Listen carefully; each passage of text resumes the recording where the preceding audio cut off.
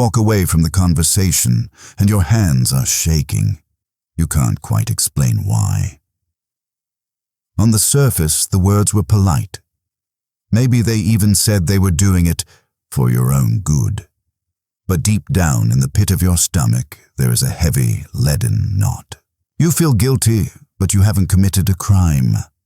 You feel confused, though you were certain of your facts just an hour ago. You feel an overwhelming urge to apologize, to fix it, to chase them down and explain yourself one more time. This isn't a conflict. This is a dismantling. We often imagine manipulation as something loud, a shouting match, a demand, a threat. But true psychological manipulation is rarely a storm. It is a fog. It creeps in slowly, so it changes the temperature of the room before you even realize the window is open. The manipulator does not want to defeat you in a battle of logic. They want to bypass your logic entirely and hack your nervous system. They want to occupy your mind so completely that you start policing yourself on their behalf.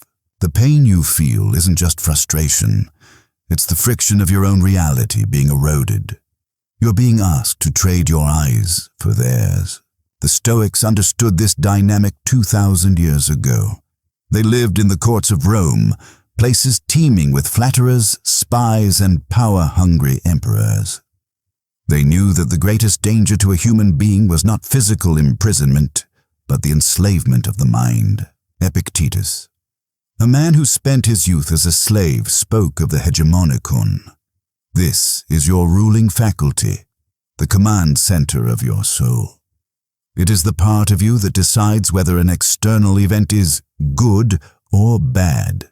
The manipulator's goal is to seize the Hegemonikon, to take the captain's wheel of your mind and steer it into the rocks. The shift we need to make today is not about learning comebacks or winning debates. If you are arguing, you're already participating in their reality. The Stoic response is not a counterattack. It is a withdrawal of consent.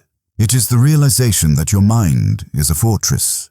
You have left the drawbridge down for too long. It is time to pull it up. Let us look at the first tool they use, the architect of confusion. They will tell you that you are remembering it wrong, that you are too sensitive, that you are crazy. They deny the reality of events that you both witnessed. Why does this work? Because human beings are social creatures. We rely on the tribe to confirm what is real. When someone you trust or fear denies your reality, your biological instinct is to doubt your senses rather than risk exile from the group. The Stoic defense here is what Marcus Aurelius called objective judgment. It is the practice of stripping away the emotional narrative and looking at the bare facts. When the architect tries to redesign your memory, do not argue. Do not bring out evidence. They are not interested in the truth. They are interested in your submission to their version of it. Your response is silence and internal verification. You say to yourself, "I saw what I saw." You do not need them to agree with you for the truth to be true. The moment you stop trying to convince them, their power evaporates. You become a stone wall, unmoving, unreactive to the wind. Then there is the vacuum. The silence. Silence is loud. It is heavy. When they withdraw affection or refuse to speak or give you the cold shoulder, they are creating a vacuum. The psychology here is primal. It triggers the abandonment anxiety of a child. The silence screams, "You cease to exist to me until you behave." Most people rush to fill this silence. They apologize, they beg, they double their efforts to please. They pour their energy into the black hole. The Stoic sees this differently. This is the concept of autarkeia, self-sufficiency. If someone chooses to be silent, that is an external event. It is outside your control. Therefore, it is neutral. Do not interpret silence as a punishment. Interpret it as a pause. While they wait for you to panic, you use the silence to think, to read, to breathe. You do not chase. You learn to be comfortable in the empty space they created. When you no longer fear the void, they can no longer use it as a weapon. Beware the ones who praise you too quickly. The ones who tell you that you are the only one who understands them, that you are special, that you are their savior. This is the Trojan horse. They are wheeling a massive gift into your fortress, but inside there are soldiers waiting to open the gates. Flattery is often a down payment on a future debt.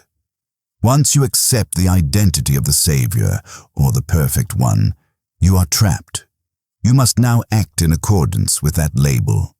You cannot say no, because no is not what a perfect savior says.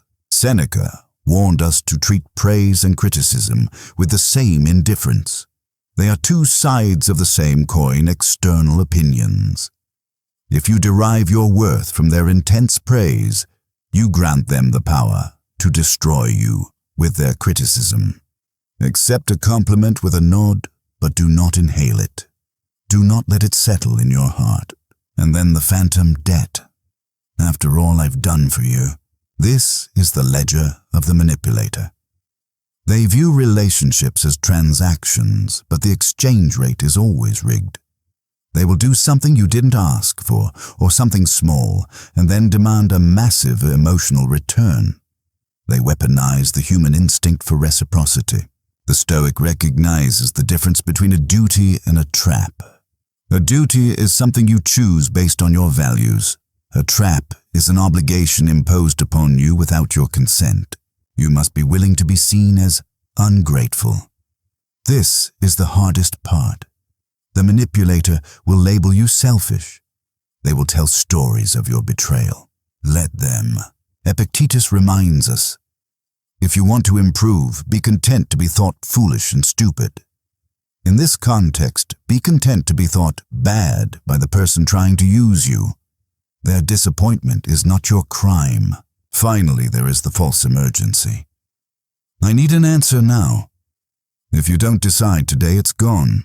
Panic is the enemy of reason.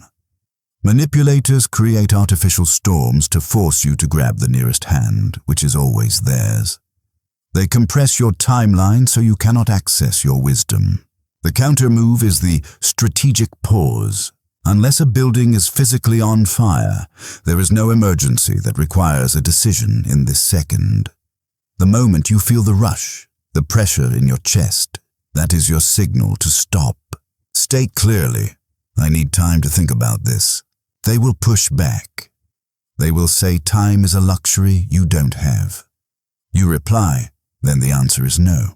Watch how quickly the emergency dissolves when the urgency no longer controls you. Time is your greatest ally. Reclaim it. Here is the truth that most won't tell you. When you block these tricks, when you apply these Stoic defenses, you might not get a happy ending. The manipulator will not shake your hand and congratulate you on your boundaries. They will likely escalate. They will get angry. And eventually, they will leave. They will leave to find a fortress with the drawbridge down. You may find yourself standing in the silence of your own life, minus the drama, minus the chaos, but also minus the people who thrived on it. It can feel lonely at first, but this loneliness is the cost of sovereignty. You are no longer a puppet dancing to a tune you hate. You are the owner of your own mind. The fog lifts, and for the first time in a long time, the choices you make are actually yours. Is it better to be praised while in chains or ignored while you are free? That is the question only you can answer.